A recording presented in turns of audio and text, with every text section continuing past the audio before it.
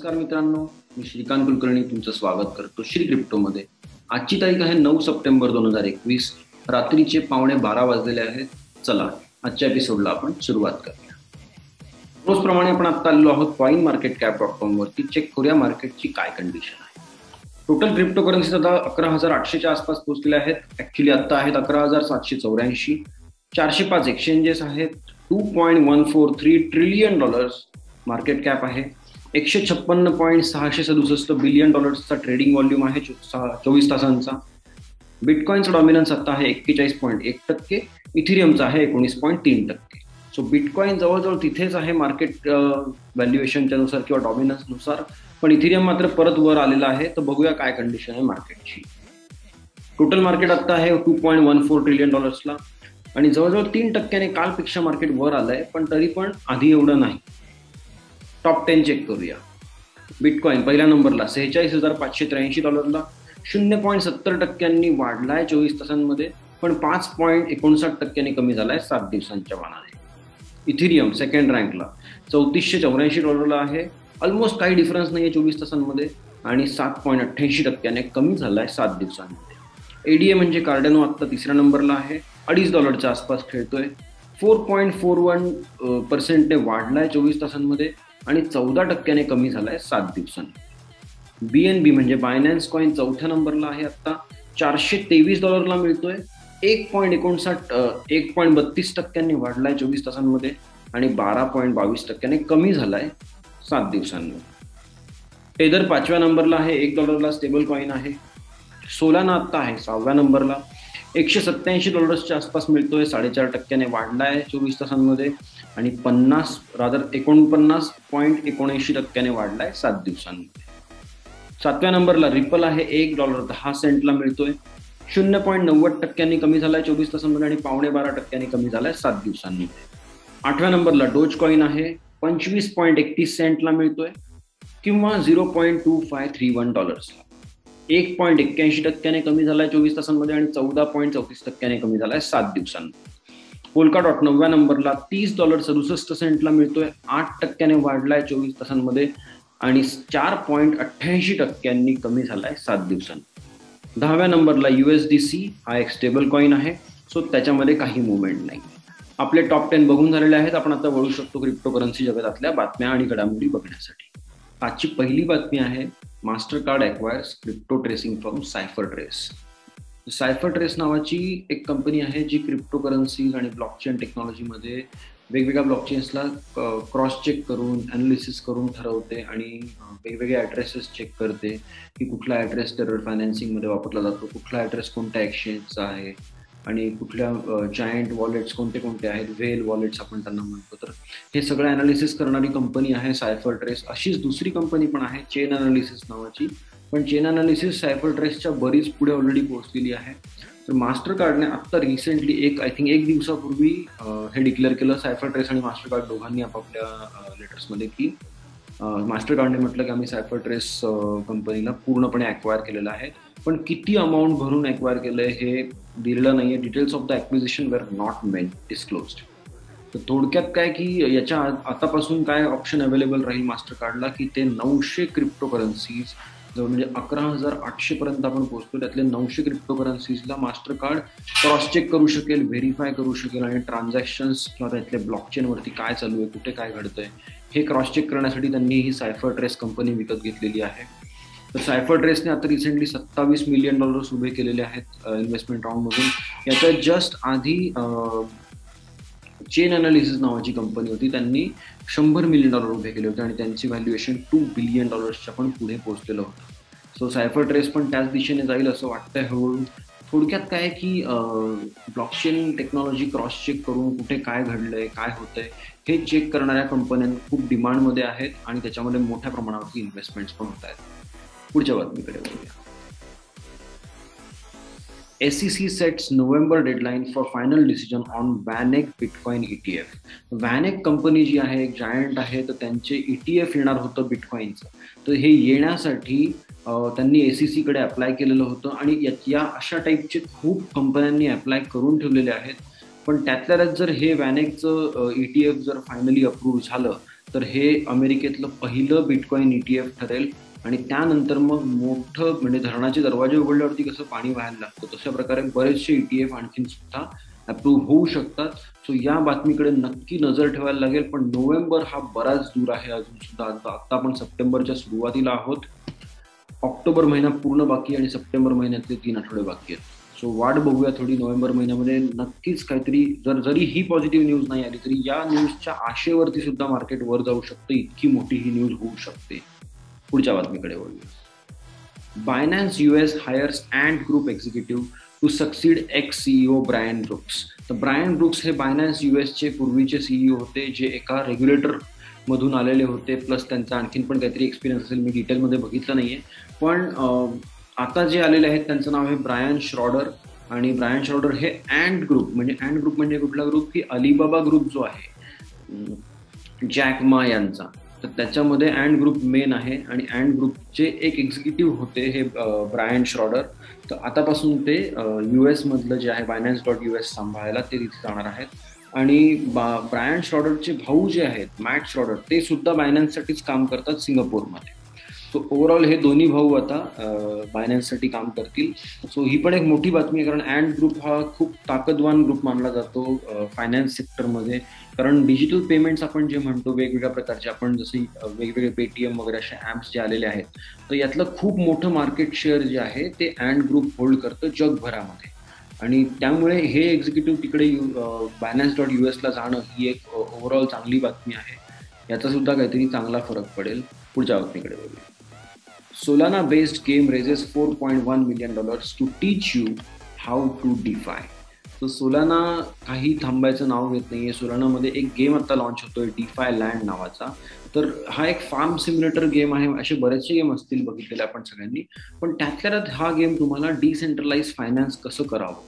Overall centralise finance तर सगळ्यांना माहिती कुठून कशा इन्व्हेस्टमेंट्स वगैरे होतात वगैरे, बट DeFi कसं वापरलं जातं, DeFiमध्ये कसे इन्व्हेस्टमेंट्स करायचे, कसं ग्रोथ घ्यायची वगैरे या गोष्टी शिकण्यासाठी सोलानाने आता हा गेम लॉन्च केलेला आहे. रादर सोलानाच्या वरती हा गेम लॉन्च झालेला आहे DeFi Land. आणि याच्यामध्ये जवळजवळ 30 करोड रुपीज यांनी रेज केलेले आहेत. $4.1 million आपण म्हणू शकतो. ही पण एक कूल न्यूज आहे. पुढच्या बातमीकडे वळूया. आता this is even bigger news and that. Okay, NFTs काही थांबायचं नाव घेत नाहीयेत. Sotheby's auction of 101 Bored Ape NFTs fetches $24 million, smashing estimates. तर 8-figure price implies an average sale of $241,515 per NFT. So भरपूर मोठ्या प्रमाणामध्ये NFTचं क्रेज आत्ता आहे आणि लोक ते कलेक्ट करण्याच्या मागे खूप प्रयत्न करत आहेत. तर 101 बोर्ड एप्स त्यांनी आता विकत घेतलेले आहेत. या टाईपचे वेगवेगळ्या प्रकारचे युनिक कॅरेक्टर्स त्यांनी तयार केलेले आहेत कलेक्शनमध्ये. आणि त्यातला हा आता याचं काही क्लिअर कळत नाही आहे. बोर्ड एप यॉट क्लब म्हणून एक आहे, त्यात आपण बोललो होतो आधीच BAYC. आणि त्यातले 101 आता विकले गेलेले आहेत सॉथबीने. सो सॉथबीने ते आधी घेतले असतील आणि मग विकले असतील किंवा सॉथबीच्या थ्रू ऑप्शन झाला असेल. इतक्या डिटेलमध्ये जायची आपल्याला गरज नाहीये, पण ओव्हरऑल एवढं तरी कळून येत आहे की 100 चित्र किंवा त्यांचे राईट्स विकले गेलेले आहेत $24 million.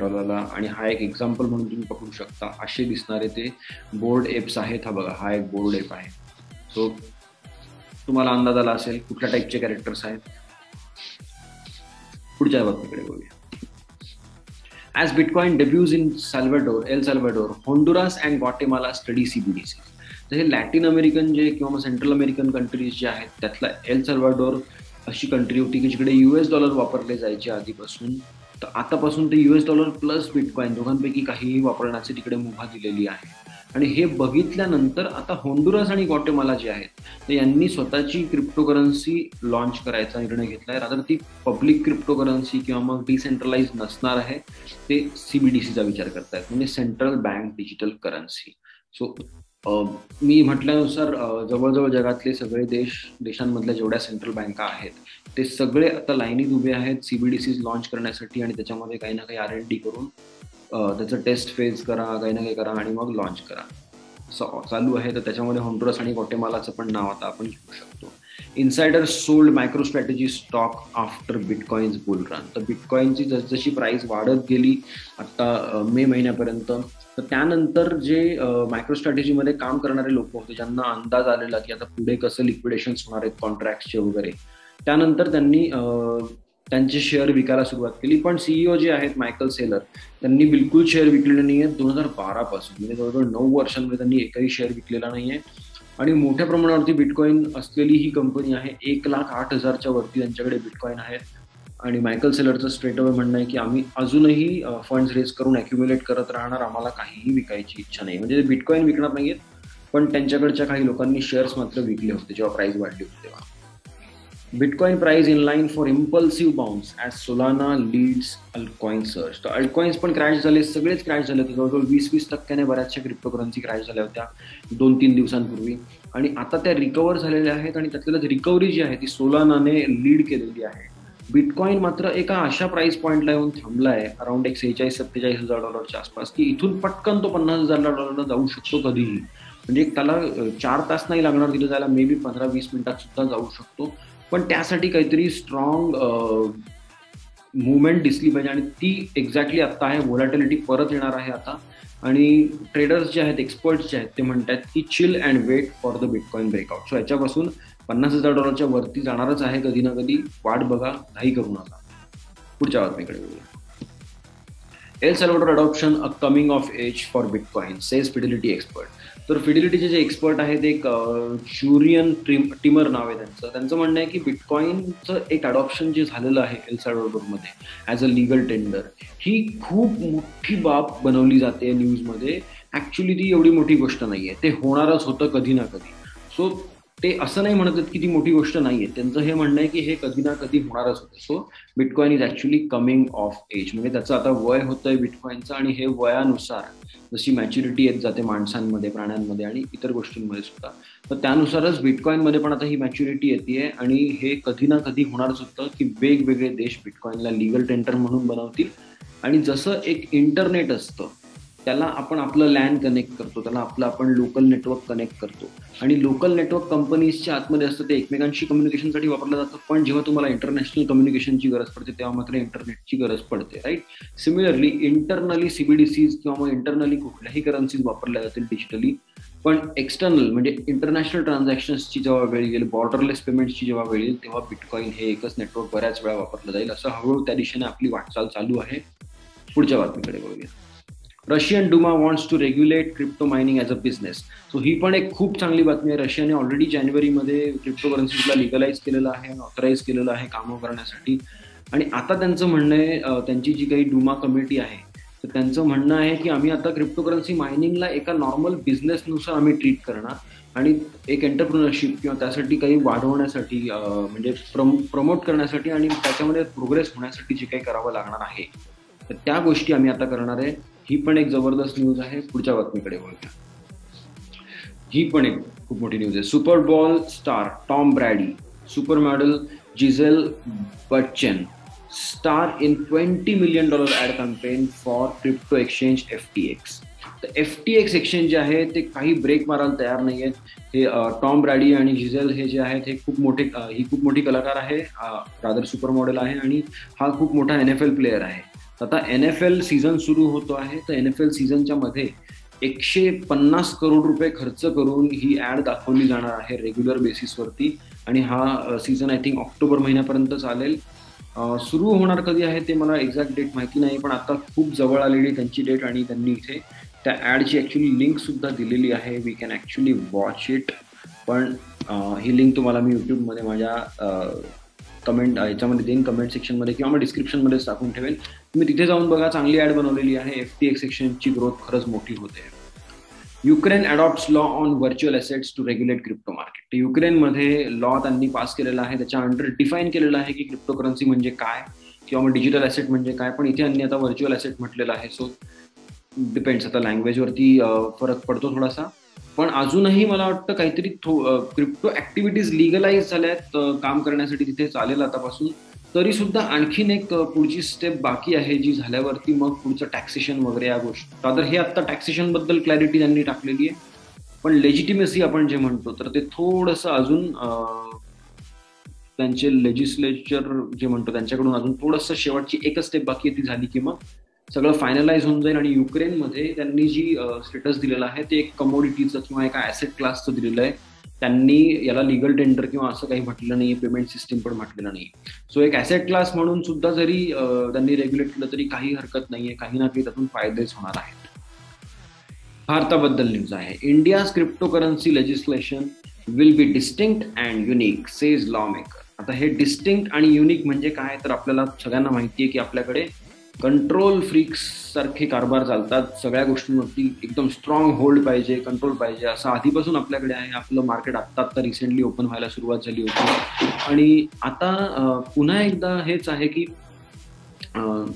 जयंत सिन्हा नावाचे लॉ मेकर, म्हणजे थोडक्यात मेंबर ऑफ पार्लमेंट असतील किंवा कुठल्या तरी एका असेंब्ली मेंबर असतील कुठल्या तरी एका सभेचे, तर आत्ता रिसेंटली एक हे झालं, कार्यक्रम झाला blockchain and crypto assets council of internet and IMAI जे आहे, तर त्यांच्याकडून हे झालं होतं. त्याच्यामध्ये बुधवारी म्हणजे कालच त्यांनी इंटरव्ह्यू दिलेला आहे आणि त्याच्यामध्ये त्यांनी म्हटलेलं आहे, सरळ डायरेक्टली म्हटलेलं आहे की आपण स्टेटमेंटच घेऊया directly. Our solution will have to be distinct and unique. म्हणजे आमच्याकडे आम्ही जे सोल्युशन डिसाईड करू ते एकतर युनिक असणार आणि सगळ्यांपासून वेगळं असणार. डिस्टिंक्ट आणि युनिक म्हणजे I think almost the same words. Simply because of our unique circumstances. म्हणजे भारतामध्ये जे काही परिस्थिती आहेत त्या एकदम वेगळ्या आहेत जगापेक्षा, असं त्यांचं म्हणणं आहे. मला तरी असं काही वाटत नाही, पण त्यांना असं वाटतंय. We have to balance stability and growth, but we recognise how important this whole area of crypto is. तर हे एक ओके वाक्य आहे. याच्या आधीचं वाक्य खरंच म्हणजे काही त्याला तथ्य आहे, अर्थ आहे असं मला खरंच वाटत नाही. भारत काही फक्त जगापेक्षा असं काही वेगळं म्हणजे आपल्याला काही शिंग नाही आहेत माणसांना, किंवा मग आपल्याला 2 पाय आहेत 4 नाही आहेत, किंवा हातही आपल्याला 2 आहेत, एक हात नाही सगळ्यांना, डोळेही 2 आहेत, सगळं आपल्याकडे सगळं नॉर्मल आहे बरं का. म्हणजे काही जमीन पण तशीच आहे जसं दुसऱ्या देशांमध्ये असते वगैरे. शेती होते, टुरिझम चालतं, गाड्या आहेत, घोडे आहेत, ट्रेन्स आहेत, बसेस आहेत, एरोप्लेन्स आहेत. So we are not like आपण काय असं जंगलात राहणारे लोक नाही होत अजून की आपल्याकडे एखाद्या गोष्टीला मागे ठेवायची गरज पडावी, किंवा मग जसं आता यांनी लिटरली तेच म्हटलेलं आहे. लिटरली हे बघा, हे काही स्टेटमेंट चांगले आहेत. आता मंगळवारचं पण कार्यक्रम होता, त्याच्यामध्ये रिझर्व्ह बँक ऑफ इंडियाचे गांधी जे आहेत त्यांनी आधी बॅड स्टेटमेंट दिले होते, आता जरा ओके स्टेटमेंट दिलंय. त्यांचं हे स्टेटमेंट काय बघा. Once cryptocurrencies are accepted, rules governing commodity exchanges could apply and the coins could be used to pay for goods and services. So this is a good thing, okay? Bloomberg conveyed and quoted him as saying, then automatically people can start buying, selling and holding. तर आता हे जे last sentence आहे हे तर already होतच आहे, जगभरात होतंय. जिथे क्रिप्टोकरन्सी बॅन केलेली आहे तिथे सुद्धा डिसेंट्रलाइज्ड एक्सचेंजेसच्या माध्यमातून हे होतच आहे. सो ह्याच्यासाठी आपल्याला काही टेन्शन आहे किंवा मग काही वेगळं केलं पाहिजे असं काही गरज नाही. मुख्य कुठे आहे त्यांचं म्हणणं आहे की तुम्ही एकतर ॲसेट म्हणून याला रेग्युलेट करा किंवा कमोडिटी म्हणून करा रेग्युलेट. ओके, थोडक्यात काय, तुम्ही याला करन्सी बनवू नका, कारण करन्सीवरती सगळा अधिकार फक्त आणि फक्त आमचा आहे, सेंट्रलाइज्ड इन्स्टिट्यूशन्सचा. टोटली ऑल राईट, तुम्ही सांभाळा करन्सी, याला कमोडिटी बनवा, डिजिटल ॲसेट बनवा, डिजिटल कमोडिटी बनवा आणि पुढे वळू द्या गाड्या, बरोबर. सो इथे हे ओके होतं वाक्य, बरोबर. पण इकडचं वाक्य जे आहे हे तर वेगळ्या साहेबांचं वाक्य होतं, पण त्याच्या this is it. Sinha, who is the chairman of India's Parliamentary Standing Committee on Finance, explained that it is not possible for India to adopt the cryptocurrency policies used in advanced economies because the nation still does not have a full capital account convertibility. कळलं का? म्हणजे आपल्याकडे capital account कन्व्हर्टिबिलिटी नाहीये. म्हणजे तुम्ही काय करा, आधी कॅपिटल अकाउंट कन्व्हर्टिबिलिटी काय असते याचा आधी अभ्यास करा. ओके, मागे जा, कुठेतरी गुगल सर्च करा, हे करा, ते करा, PhD करा तुमची याच्यामध्ये, मग आमच्याकडे या, मग विचारा आम्हाला की आम्ही का नाही याला अजून बाकीच्या देशांसारखं रेग्युलेट केलं. असो, he clarified that India's crypto policies will not follow the US, Japan और El Salvador, the country which made bitcoin legal tender this week. तर आम्ही अमेरिकेसारखं, जपानसारखं किंवा एल सॅल्व्हाडोरसारखं आम्ही करणार नाही आहोत. म्हणजे तुम्ही थोडक्यात you can not use crypto currencies for as a mode of payment in India. ठीक आहे, म्हणजे ते शेअर मार्केटसारखं किंवा कमोडिटी मार्केटसारखं त्याला रेग्युलेट करण्याच्या मूडमध्ये अजून तर आत्ता तरी दिसत आहेत मला. कारण जपानमध्ये बिटकॉइन तुम्ही वापरून पेमेंट्स करू शकता कुठेही. एल सॅल्व्हाडोरमध्ये सुद्धा ऑफकोर्स लिगल टेंडर्स केलेलं आहे. युएसमध्ये पण बऱ्याचशा कंपन्या ऍक्सेप्ट करतात पेमेंटसाठी. फक्त त्याला प्रॉपर्टी सारखं ट्रीट केल्यामुळे काय होतं, प्रत्येक वेळी तुम्ही पेमेंट केलं की तुम्हाला ऍक्च्युली तुम्ही कितीला विकत घेतला होता आणि आता कितीला विकताय त्यानुसार आधी तुम्हाला तो टॅक्स भरायला लागतो आणि नंतर बाकीचं जे काय आहे ते शोधतं. सो युएसमध्ये कॉम्प्लिकेटेड आहे खूप. बरं झालं त्यासारखं आपण काही करत नाही. जपानमध्ये पण भयंकर रेग्युलेटेड आहे. म्हणजे एक्सचेंज चालवणं कठीण आहे. तुम्ही एक युजर म्हणून भरपूर छान जगू शकता आणि एल सॅल्व्हाडोरमध्ये तर प्रश्नच नाही आहे. लिगल टेंडर केल्यानुसार मग पुढे काही प्रॉब्लेमच नाही. पण बघू आता आपल्याकडे कसे डेव्हलपमेंट होत जातात गोष्टींच्या. पण मला तरी असं वाटतं की आपण फार मागासलेले आहोत किंवा मग फार काही आपल्या माणसांना काही कळत नाहीत गोष्टी, किंवा मग आपल्याला अँड्रॉइड वापरता येत नाही, आयफोन वापरता येत नाही, किंवा असं आपल्याकडे काही नाहीये. बरोबर. पण हे कॅपिटल सेटलमेंट आणि हे सगळं काहीतरी उगाचच विचित्र डेफिनेशन उकरून आणायच्या कुठून तरी आणि ते तोंडावरती फेकायच्या नॉर्मल पब्लिकच्या. म्हणजे ते म्हणतील की अरे हा आपल्याकडे हे नाहीये म्हणून आपल्याकडे क्रिप्टोकरन्सीजला अजून नीट रेग्युलेट केलं नाहीये. तर हे याला काही अर्थ नाहीये. असो, आपण एका पॉझिटिव्ह नोटवरती क्लोज करूया की ऍटलिस्ट ॲज अ कमोडिटी किंवा एखादा एक ॲसेट क्लास वेगळा म्हणून ट्रीट झालं तरी आपल्याला काही प्रॉब्लेम नाहीये. Because we are ready to buy the dips and HODL, right. So buy the dips and HODL मी आधी पण एक्सप्लेन केलं होतं, पुन्हा एकदा एक्सप्लेन करेन कधी ना कधी. पण आजच्या एपिसोडला आपण इथे पूर्णविराम देऊ. आम्ही coinmarketcap.com रिफ्रेश करतो आणि तुम्हाला सांगतो की आता ऍक्च्युली आपण दुसऱ्या दिवसात पोहोचलेलो आहोत. 9 तारखेला मी रेकॉर्डिंग स्टार्ट केलं होतं. आता ही 10 सप्टेंबर म्हणजे गणपती बाप्पाच्या आगमनाचा दिवस आता सुरू झालेला आहे. रात्रीचे पाऊण वाजलेला आहे. सो तुम्हाला मी सांगतो की 10 सप्टेंबरला पहाटे किंवा मग सुरुवात होताना पाऊण वाजता बिटकॉइन होता $46,562. मी श्रीकांत कुलकर्णी तुमचा निरोप घेतो आजच्या एपिसोडमधून. मी उद्याच्या एपिसोडमध्ये पुन्हा तुम्हाला भेटेन आणि पुन्हा एकदा आपण मार्केट कॅप चेक करूया, मार्केट अपडेट चेक करूया आणि क्रिप्टोकरन्सी जगतातल्या घडामोडी सुद्धा बघूया. भारतामध्ये काय घडणार आहे, बाकीच्या देशांमध्ये काय घडतंय, ऑफकोर्स महत्वाचं आहे. त्यातल्या भारताचं आपल्याला जास्त महत्वाचं वाटणार, कारण आपल्याकडे जे काही रेग्युलेशन होईल त्यानुसार 140 करोड लोकांना फरक पडतो. बरोबर. सो जे काही होईल ते होईल. तोपर्यंत तुम्ही फक्त buy the dips and hodl. Bye guys.